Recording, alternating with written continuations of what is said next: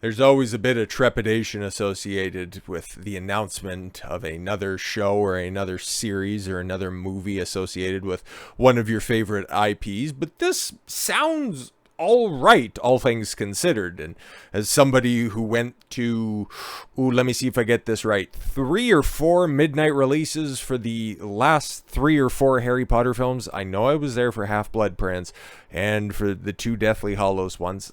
I was a kid once, okay? Just don't shoot me. And that was back when I used to go to the theaters. I'm just not entirely, I don't think I went, no, I wouldn't have gone for Order of the Phoenix. So yeah, definitely went to 3 of them.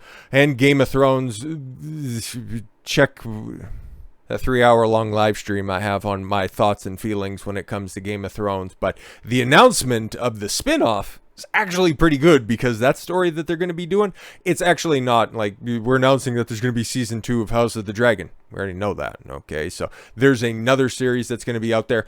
And it's not the Jon Snow sequel series, so big shout out to that, because I don't think anybody really wants that. They're just like, oh, in the Game of Thrones, A Song of Ice and Fire world, good.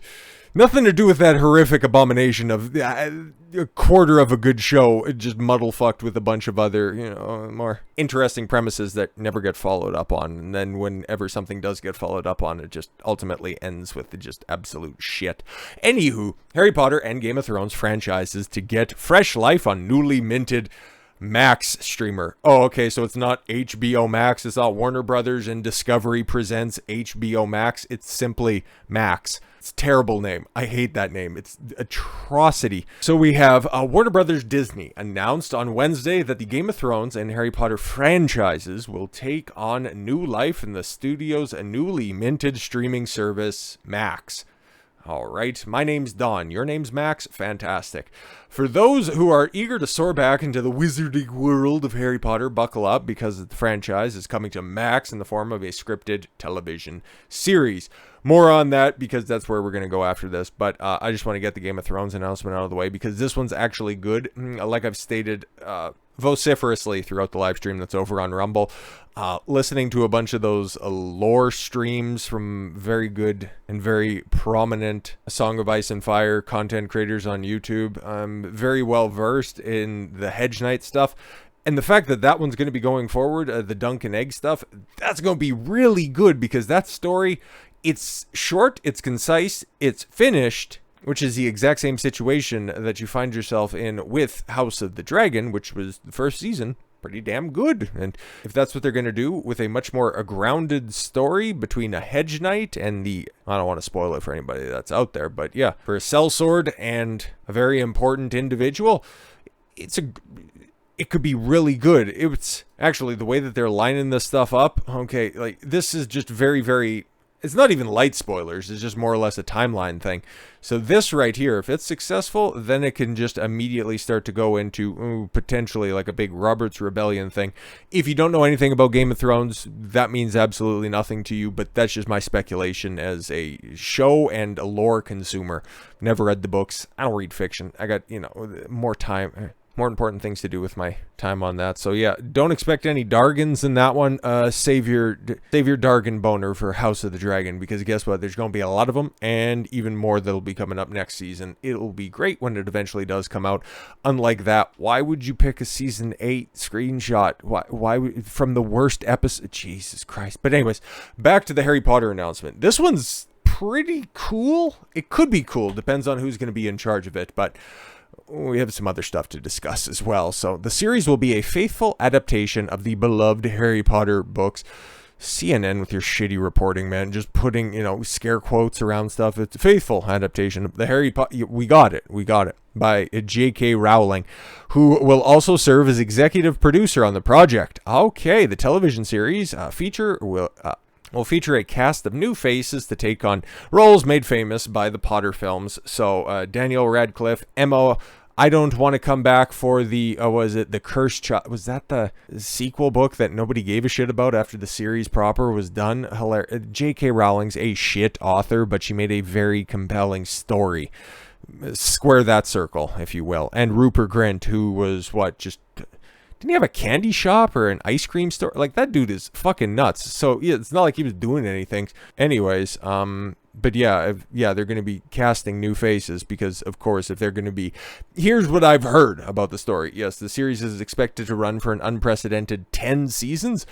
I heard it was supposed to be 7, and every season was supposed to cover one of the books, which could be really, really, really cool, and a much better way to flesh stuff out so you don't have the obligatory, midway drop off in the show when it's, oh wow, it's Christmas and we got to just have everybody go home for a second. Well, that was a problem all the way up until, well, actually the off Hogwarts stuff was pretty good in Order of the Phoenix, and it's just those first 3 movies that I have a big problem with. It kind of, I flip-flop on the third one, but the first 2 are just unwatchable in today's day and age. Anywho, it's always a little touch and go when it comes to an announcement like this, but HBO has been putting out reasonably quality products recently.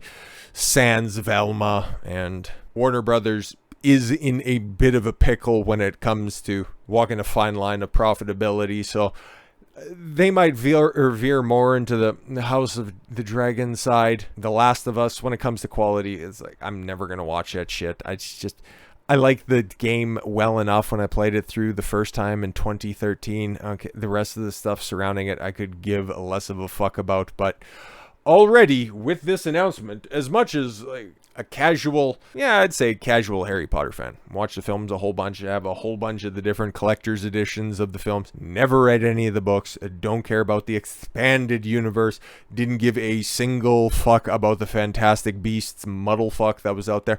How do you fumble the bag so hard? Oh, right, because your source material is absolute trash, because J.K. Rowling is a raging feminist, but just doesn't like dicks on her chicks. I mean, what a bigot that's out there. Hence why there's already a boycott campaign. So we already know, just like with Hogwarts Legacy, this is going to be the biggest fucking thing HBO is ever going to have. Harry Potter fans have been left divided after it was revealed their favorite wizarding franchise is set to be reimagined as a TV series, with some vowing to boycott the show over creator J.K. Rowling's views on gender identity. Yeah, she lines up with you on 99% of things, but when it comes to XY and XX chromosomes, that's where you guys part ways. But it's not a cult, right? Anywho, it comes as a deal, as is said to be imminent between Warner Brothers Discovery and Rowling. Stream the series on HBO Max. Sorry, it's Max now, but this came out just, I think it was, Monday. Monday's what the header says, and all the information of that. It came out on Wednesday, so that's why we're doing everything with different kind of text, because it's no longer HBO Max, it's just Max, because, everybody knew what HBO was, and it had a certain air of quality associated to it. Okay, so of the 2 3-letter phrases that were there, you decided to go with Max over HBO for your streaming service. Holy fuck. Like, Warner Brothers, you have so many IPs that are valuable, and you continue to fucking fumble the bag time and time again. I know it seems just like a tiny thing and maybe a bit pedantic, but seriously, Max, not HBO. Whatever, bro, whatever. But on top of this announcement, which is, pretty cool, we'll see where it goes. It's obviously not going to happen because they've just announced it. They're looking for a showrunner. They're looking for everybody. Hopefully they have the source material. Hopefully they can find somebody that can adapt the shit pretty good, because you're going to have an entire series. And those are fairly lengthy books from what I can remember, seeing everybody walking around with, fiction books that were like that big. And hey, it made kids read again. Nothing very good, but it made them read again. So that was interesting.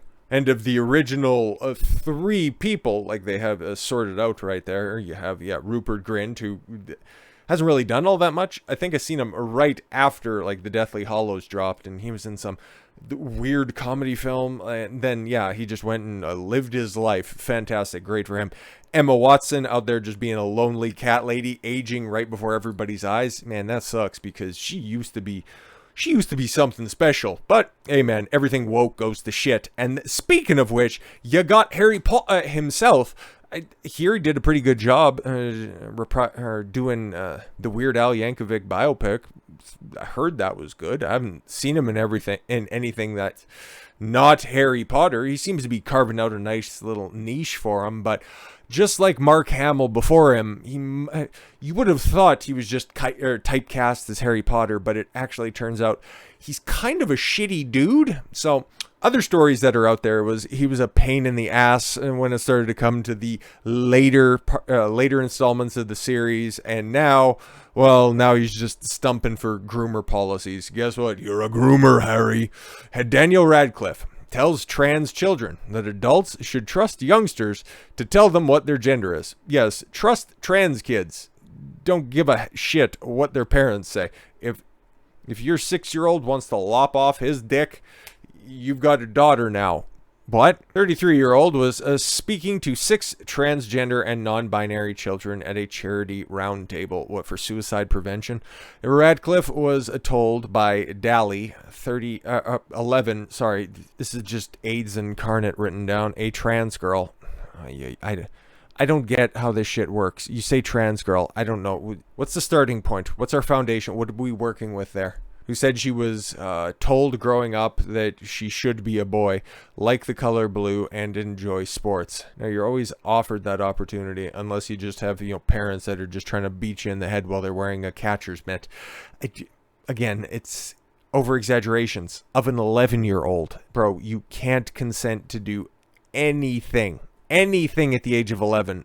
Besides deciding what you want to do with your body, things that have long-term irreversible consequences. Okay, I'm only 11 years old. How do I know I'm a girl? I need more time to think about this. Yeah, I would say so. Radcliffe said, but there are also people who also have a slightly condescending but well-meaning attitude of people are young, and it is a huge decision. This is why I don't have respect for people that don't want to speak their mind and be honest online or just anywhere where they're giving an interview. People that try to toe the company line, because you can see right there that Radcliffe understands the other side of the argument, which I'll give him credit for that. Most people just think, I just can't possibly understand anybody's decision behind, not letting kids take a knife to themselves. I don't get it at all. But he sees it, and it would be interesting if this was somebody who didn't have some sort of an acting career to try to cling on to, understands that he needs to walk the politically correct line. If you just had some balls about it, you could say that, people are young, whatever you want to do post 18, which is my opinion on this stuff. If you want to go ahead and you want to take all of that risk associated with it, as long as it doesn't come out of my bottom line, if my tax dollars aren't funding your weird surgeries, fucking go for it, man. You want to inject yourself with a bunch of shit? Hey, man, you're just like every other bum I walk past at Main Street. You just try to do it with a pink scrunchie in your hair. I don't fucking care. And plus, the tree in my yard could use a new decoration. It just doesn't fucking matter. But when it comes to kids, they can't purchase alcohol. They can't purchase cigarettes. They can't sign up for the military. They can't even legally work until the age of, I think you can get a waiver for 14. I don't know. I was working age 12 and 13, under the table. Not like that. Oh, God, I got to clarify that in today's day and age. I was cleaning shops back in the day, okay? When I say an underage kid working under the table somewhere in the distance, Bill Clinton goes, oh, what? He added, I would love to hear from all of you about why we can trust kids to tell us who they are. So that just kind of reinforces. I don't know what the rest of the stuff is going to say. We're going to read a little bit more of this, but he, under different circumstances, would be saying, yeah, you should probably wait for that stuff, because he understands it and he's at least vocalizing that, but he is playing both sides of the fence, and I don't respect anybody who doesn't speak their mind, because if you're congruent with your actions and you don't capitulate to the mob, if they come knocking at your door, all you need to do is not answer the door and they'll just get outraged and leave. You've seen examples of the cancellation attempts not working when you don't play into it. It's amazing. It's amazing what your apathy towards their outrage can accomplish. I told the roundtable organized by the Trevor Project, an LG suicide. I was joking. I was legitimately joking, but holy fuck. Life imitates art.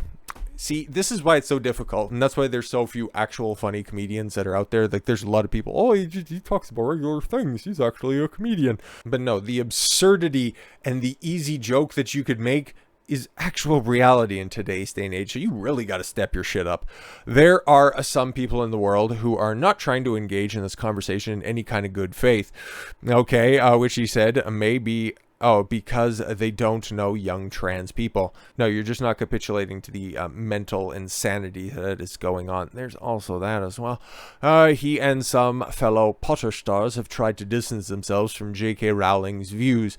Radcliffe previously hit back at her tweet in 2020 when she criticized the phrase, people who menstruate.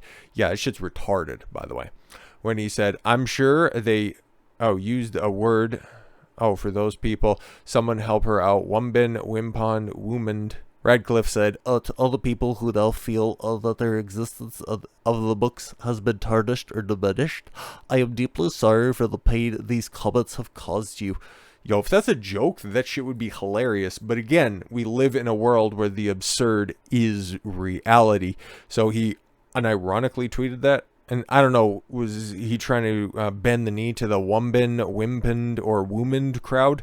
But from what we've seen from that tweet and then also his statements at this, self-oof panel, once the tide turns, once we eventually reach a peak trans hysteria and start to come down the other side, Radcliffe is going to be hopping over the fence saying, well, I was actually never really on this side. But just never forget about these types of situations, because these are the types of weasels that will always end up snaking you for the easiest bag that they can grab. Not that one, though. Pause. With all that said, thank you all very much for the gift of your time. I've been Don Consuelo. I want you to follow your gut and get after it. Take care, everyone.